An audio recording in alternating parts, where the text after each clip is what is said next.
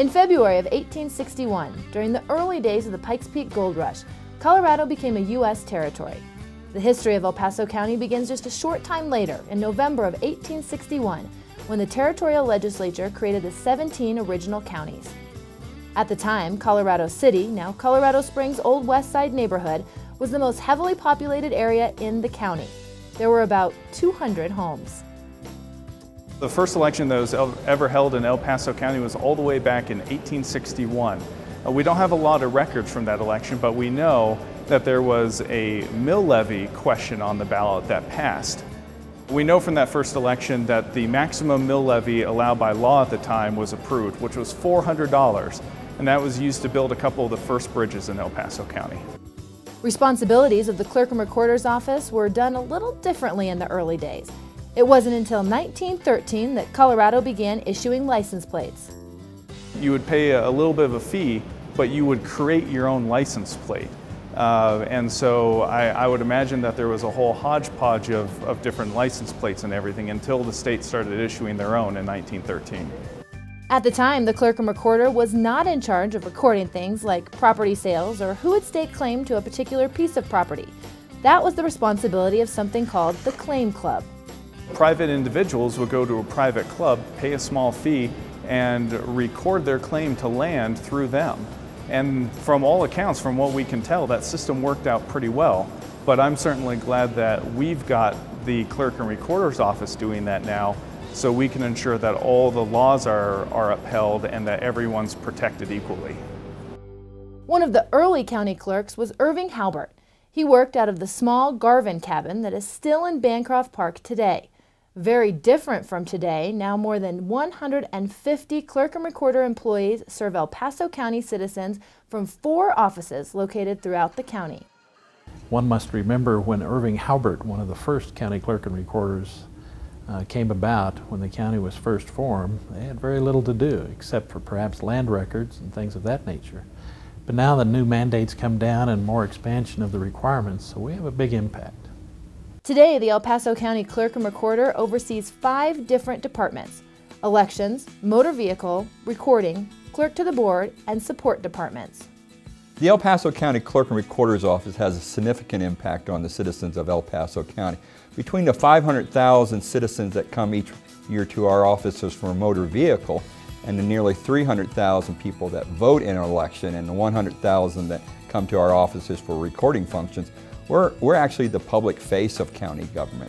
The 10 employees of the Elections Department uphold Colorado law to administer fair, clean, and efficient elections for federal, state, and most local offices, as well as state and local ballot questions. Our main function in the election department is to maintain the voter registration rolls. So as people in the county register to vote or update their address, move around, we make those changes in our statewide registration database. In addition to that, we conduct elections. And the largest elections that we conduct, of course, would be the November elections. We have an election every November. In addition to that, we conduct the primary elections, which are now held in June. And then we conduct various recall elections whenever that occurs throughout the county. And we provide support to local jurisdictions when they're conducting their own elections. And that support can stem from as little as just providing them the voter registration list so they know who their eligible electors are, to conducting their election judges training, helping them send out their ballots, whatever type of support and whatever level of support that they need. We go through a rigorous process to ensure that we have the best people possible. And then from there, we work very hard to give them the training. We send our folks to both state election training and national certification so that we have the most up-to-date people with respect to election law and best practices in order to run elections. And then throughout our whole office, our tabulation and processing area, we have windows from the hallway that people can view every step of the election process. And we invite and welcome with open arms observers to come in and take a look at our process. And often they're the source of some very good ideas that we later use to incorporate in future elections. All of our elections conducted in the state of Colorado are mail ballot elections. that all changed in 2013 with the passage of House Bill 1303. And so we went from the typical polling place election, the type of elections where you have 3 options for voting. You could early vote, you could request a mail ballot, or you could go into your polling location and vote. And now they're all conducted by mail. But we do still have the option for voters to come into one of our voter service and polling centers and cast their ballot in person if they choose to do that. In the motor vehicle department, there are 77 full-time employees and 38 part-time employees, serving nearly 500,000 customers each year. The motor vehicle department within the Clerk and Recorder's office is responsible for titling and registration of vehicles for our El Paso County citizens. We are also responsible for collecting taxes and fees as is established by the state of Colorado. And clearly our citizens also have an opportunity in our 4 offices to renew their driver's licenses and ID cards. And the offices are always busy. In 2013, we served 498,066 people. It is a lot of people, keeping in mind that some of them might be repeat customers because they're coming in to register possibly 2 or 3 vehicles at different times in a year. But that's how many transactions we conducted in 2013. There are currently 4 offices with plans to open a 5th on Fort Carson. We've been working with Fort Carson for a number of years to add an office there. There's a sizable number of folks that come daily from that office, that either our airport and powers office to our downtown office, and by the opening of that office on Fort Carson, which would be a unique partnership, nowhere else in the Army do you see that type of relationship where county government works hand in hand with Fort Carson. And by doing that, that'll take off significant volume off our other offices that tend to be the busiest in the county, and also gives our men and service women here in the county unique services that we hope will bode very well when it comes to retaining Fort Carson as an asset to this community and to our country. In the recording department, 12 employees manage vast amounts of documents, some dating back to the 1800s. The duties of the recording department is set by Colorado statute. They include recording, imaging, indexing of public record documents, and the preservation of recorded documents as well. Our main function is, or the main document type that we see is real estate documentation. We're also in charge of issuing marriage and civil union licenses, recording military discharges, anything that somebody wants as public record, including like subdivision plats and surveys as well. And another duty is that we make official copies of recorded documents for the public as well. The records go back to when Colorado first became a county.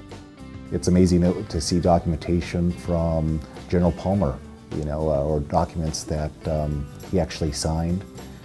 Just some of the notable people in the community at that time, a long time ago. It's amazing to see it, and it's great to be part of the preservation of those documents. Currently, the office is working to scan all those documents so they can be available online.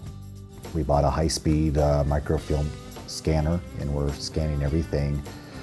We're going backwards. We're going from 1995 backwards, so to the day to the creation. It's over. It's millions upon millions of images, so it's going to take a long time to get that done.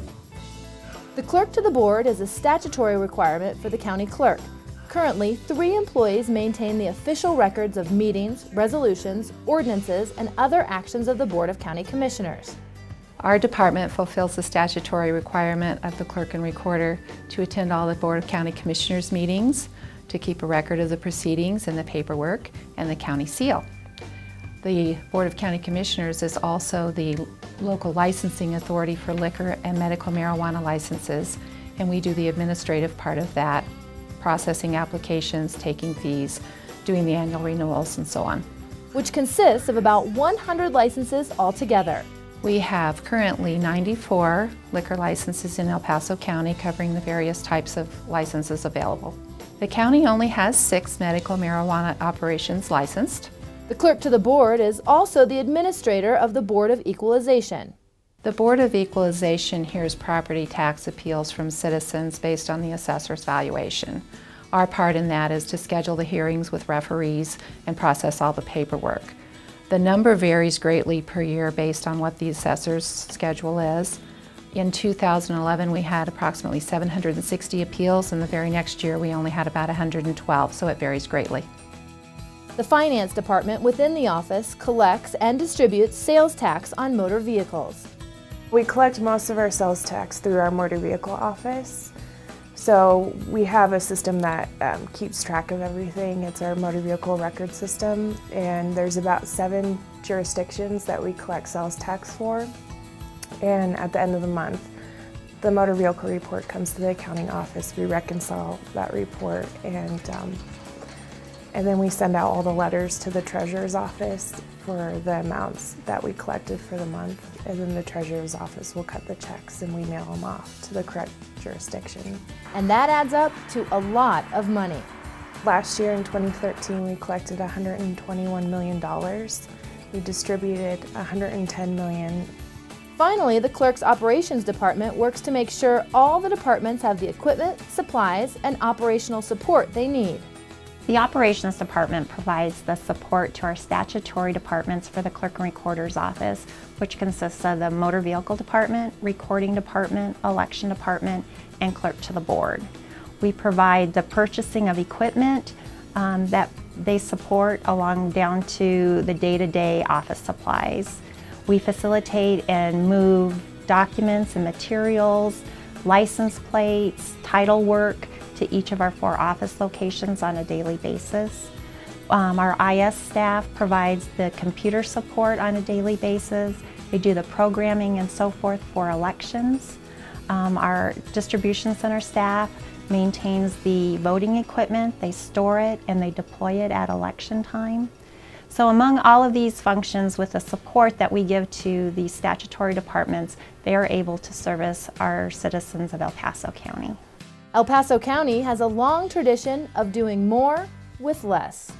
One of the things that El Paso County is probably well known for is the lower tax burden.